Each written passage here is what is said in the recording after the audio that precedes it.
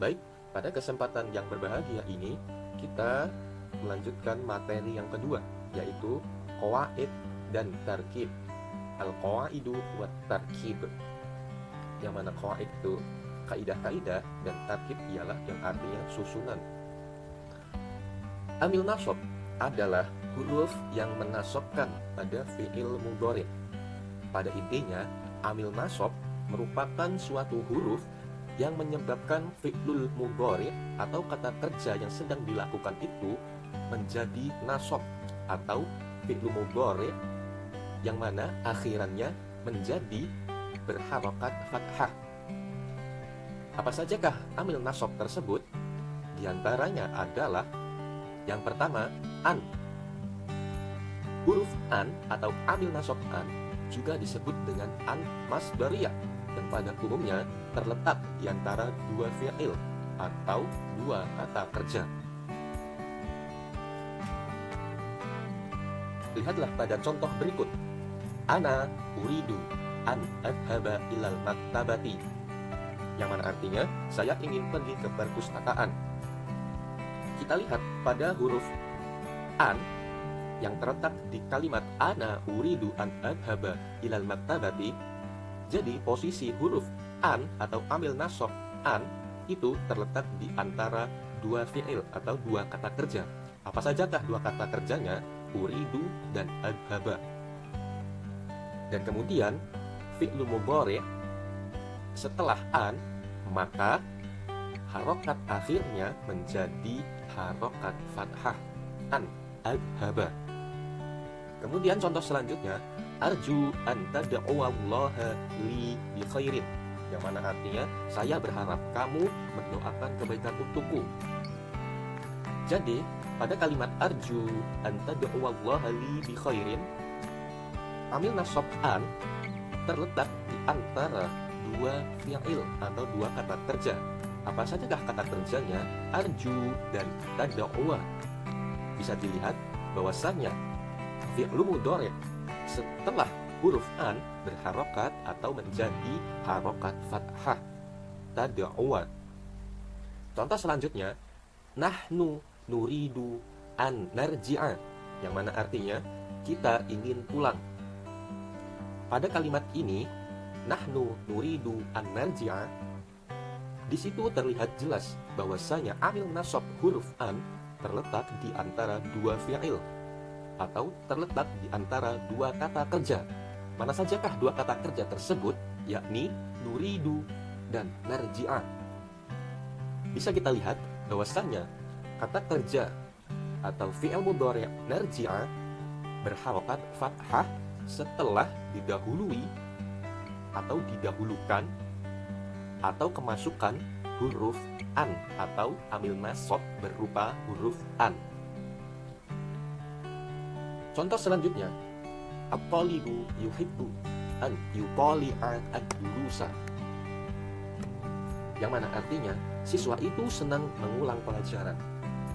Pada kalimat ini, at-talibu yuhibbu an yutali'a ad-durusa, bahwasanya amil nasab huruf an terletak di antara dua kata kerja. Mana sajakah dua kata kerja tersebut? Yakni yang pertama yuhibbu dan yang kedua yutali'a. Yutali'a termasuk kata kerja fi'lu mudhari' atau kata kerja yang sedang dilakukan. Mari kita lihat. Jadi yutali'a harokat akhirnya menjadi fathah apabila fi'lu mudhari' tersebut didahului atau kemasukan dengan huruf an atau amil nasab berupa huruf an.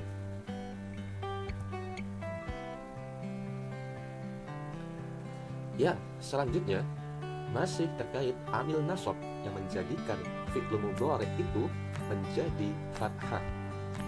Yang pertama tadi ada an, dan sekarang yang kedua lan, yang mana artinya tidak akan. Pada huruf lan ini digunakan untuk menafikan sesuatu. Perhatikan pada contoh berikut ini. Lan yal'aba at-talibu qabla mutala'atid darsi, yang mana artinya siswa tidak akan bermain sebelum mengulang pelajaran. Jadi Faidah dari huruf lan ini ialah untuk menafikan sesuatu. Kemudian, lan juga bisa menyebabkan kata kerja yang sedang dilakukan atau fi'lu mudhari' yang tadinya ia berharokat dhammah, jikalau fi'lu mudhari' tersebut berdiri sendiri, jikalau fi'lu mudhari' tersebut didahului atau kemasukan dengan huruf lan, maka fi'lu mudhari' tersebut menjadi atau berharokat fathah. Contohnya, lan yal'aba. Ya, pada fi'il mudhari' yal'aba ia menjadi fathah karena ia kemasukan atau didahului dengan amil nasab yang berupa huruf an. Ya, yal'aba menjadi berharokat fathah apabila ia didahului atau kemasukan amil nasab berupa huruf lan. Contoh selanjutnya, lan yatakallama al-hakamu ma'al la'ibi, yang mana artinya wasit tidak akan berbicara dengan pemain. Pada kalimat ini sangat jelas. Ya, pada kalimat ini terlihat jelas bahwasanya fungsi huruf lan ialah untuk menafikan sesuatu. Lan yatakallama al-hakamu ma'al la'ibi, wasit tidak akan berbicara dengan pemain. Tentu saja pada huruf lan, ia juga menjadikan fi'il mudhari' berharokat fathah, lan yatakallama. Pada contoh selanjutnya, lan yanjaha man kasula, yang mana artinya orang malas tidak akan berhasil. Ya, pada kalimat tersebut terlihat jelas bahwasanya lagi-lagi amil nasab lan fungsinya untuk menafikan sesuatu, dan ia pula menjadikan fi'il mudhari' berharokat fathah, lan yanjaha. Pada contoh selanjutnya ada lan yasbaha Ahmadu fil nahri, yang mana artinya Ahmad tidak akan berenang di kali. Pada contoh ini terlihat jelas bahwasanya fungsi lan lagi-lagi untuk menafikan sesuatu, dan ia juga bisa menjadikan fi'il mudhari' itu menjadi berharokat fathah atau akhirannya berharokat fathah, lan yasbaha.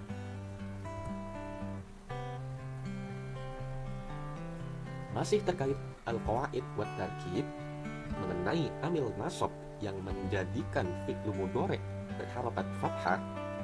Tadi yang pertama ada huruf an, yang kedua ada huruf lan, dan yang ketiga ini ialah huruf li, yang mana artinya agar, supaya, dan untuk, atau menjelaskan suatu alasan. Yang mana huruf li ini juga bisa digunakan sebagai jawaban atas pertanyaan limadha atau mengapa. Perhatikan contoh pada berikut ini. Fatimatu tadhabu ilal mal'abi lital'aba kuratas sallati, yang mana artinya Fatimah pergi ke lapangan untuk bermain bola basket.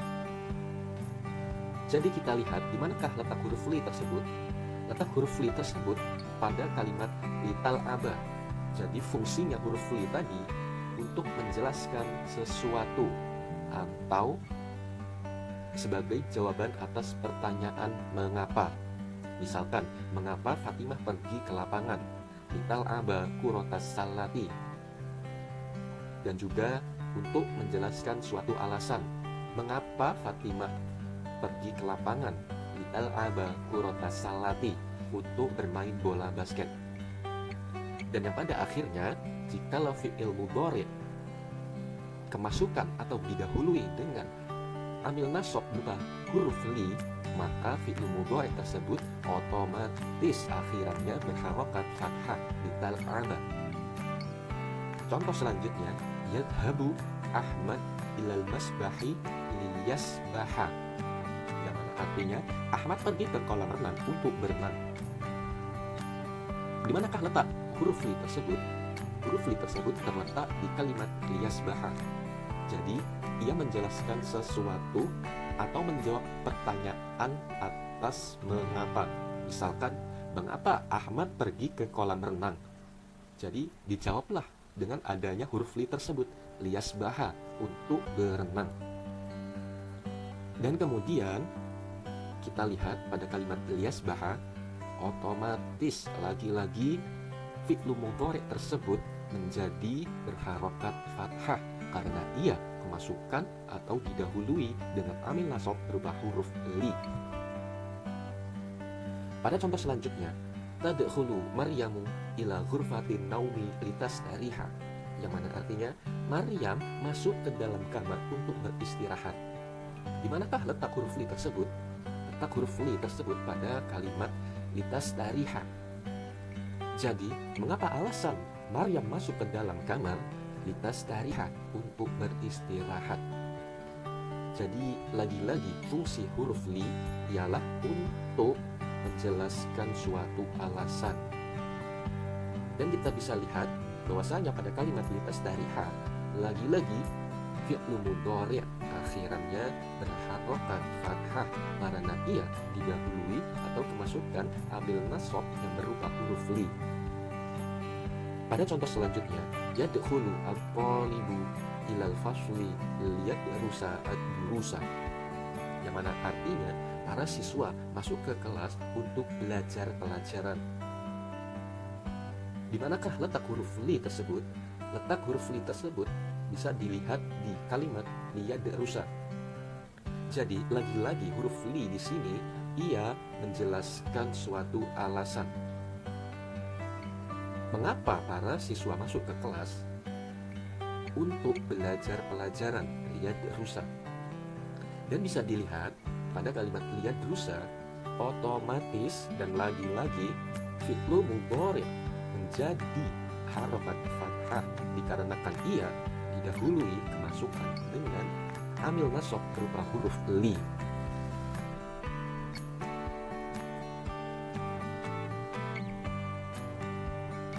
Ya, masih terkait al-qawaid wa tarkib. Tadi kita telah membahas terkait amil nasab atau huruf-huruf yang menjadikan fi'lu mudhari' berharokat fathah. Tadi sudah kita bahas ada 3 huruf yang menjadikan fi'lu mudhari' yang mana akhirannya menjadi fathah. Yang pertama ada an, yang kedua ada lan, dan yang ketiga ada li. Kemudian di sini perubahan fi'il mudhari' ketika diawali dengan amil nasab atau perubahan fi'il mudhari' ketika diawali dengan ketiga amil nasab yang telah kita jelaskan sebelumnya. Yang pertama, berharokat fathah jika selain af'alul khamsah. Kemudian yang kedua, dibuang huruf nun jika berupa af'alul khamsah. Apa sajakah bentuk-bentuk dari af'alul khamsah tersebut? Jadi, af'alul khamsah yang secara arti 5 kata kerja, jadi bentuknya dari af'alul khamsah yang terdiri dari yang pertama yaf'ulani, yang kedua taf'ulani, yang ketiga yaf'uluna, yang keempat taf'uluna, yang kelima taf'ulina. Kita lihat contoh fi'il mudhari' shahihul akhir dan af'alul khamsah. Kita lihat contoh fi'il mudhari' yang shahihul akhir, yang mana akhirannya benar-benar sahih atau benar-benar asli dari fi'il mudhari'. Huwa yal'abu, pada kalimat yal'abu di situ termasuk fi'il mudhari' shahihul akhir, benar-benar asli fi'il mudhari' yang berharokat dhammah. Kemudian anta tal'abu, ana al'abu, kemudian nahnu nal'abu. Kemudian kita bedakan dengan fi'il mudhari' yang berbentuk af'alul khamsah. Yal'abani, tal'abani, yal'abuna, tal'abuna, tal'ibina.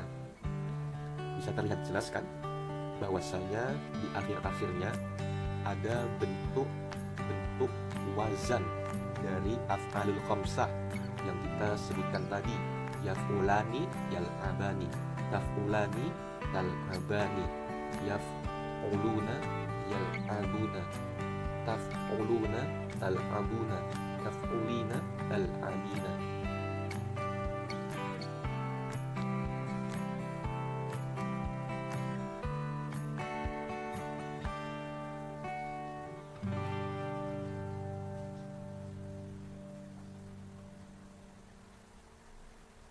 Kemudian, contoh selanjutnya, fi'il mudhari dengan amil nasab, an, lan, dan li. Di sini ada contoh fi'il mudhari yang berbentuk shahihul akhir, jikalau kita dahului atau kemasukan dengan amil nasab. Contohnya, lan yal'aba, lan al'aba, lan al'aba, lan nal'aba. Jadi, fi'il mudhari tersebut tetap berharokat fathah karena ia bukan termasuk dari wazan atau bentuk af'alul khamsah. Beda halnya dengan contoh yang berikut ini. Lan yal'aba, lan tal'aba, lan yal'abu, lan tal'abu, lan tal'abi. Terlihat jelas pada akhir fi'il mudhari tersebut bahwasanya jikalau fi'il mudhari tersebut berupa af'alul khamsah, maka untuk tanda fathahnya dibuang huruf nunnya. Semisal contoh tadi, jikalau fi'il mudhari yang tidak kemasukan atau tidak didahului dengan amil nasab, contohnya yal'abani, jikalau ia kemasukan atau diawali dengan amil harfun nasab, jadi lan yal'aba. Jadi dihilangkan huruf nunnya atau huruf nunnya yang di akhir menjadi hilang. Baik, terima kasih telah memperhatikan. Kita telah belajar terkait bahasa Arab pada materi Ar-Riyadhah. Semoga apa yang bisa kita sampaikan, semoga apa yang telah kita pelajari bisa menjadi bermanfaat untuk kita semua dan juga orang lain. Saya ucapkan selamat belajar dan jangan lupa olahraga, karena kedua hal itu merupakan sama-sama penting. Jadi belajar untuk mengasah otak dan pikiran untuk menggapai cita-cita dan masa depan, dan olahraga juga pun penting untuk menjaga kesehatan fisik serta mental kita.